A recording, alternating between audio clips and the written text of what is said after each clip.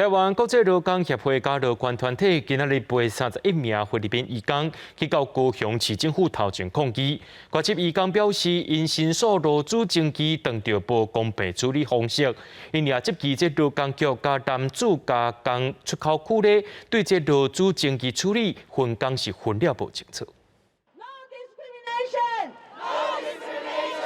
这31个外籍移工拢是南仔溪加工区男子电子的员工，因4月要向劳工局申诉，雇主欠加班费，互因的薪水单无英文，阁有赡续费、税款等等的问题。不过劳工局甲案件转予无翻译人员的加工区管理处，规个过程因感觉真无公平。Please don't treat our case like a ball that you pass on to each other.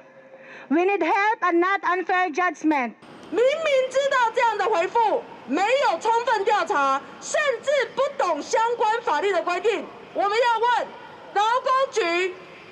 就点唔出声吗？ 台湾国际劳工协会指出，根据雇主聘雇外国人的管理办法规定，互外国人的工资爱用双语的薪水单，因嘛质疑劳工局甲加工区管理处是安怎分工？在法律上开始有一个分工，即马因遮表达来讲，这个分工可能无介明确，还是讲无介好势的所在。我想这会后吼，我会向相关的部会来做反映。第一个，它可以 透过救济的方式，就是行政机关里面做调解的部分。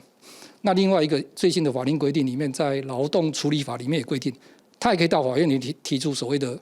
调解。劳工局表示，因为这个案件劳务提供所在属于加工区管辖，落尾加工区调查认为，男子电子干那加班超过46点钟有违法，其他项目拢无违法。若是合约问题，移工会当搁申请调解。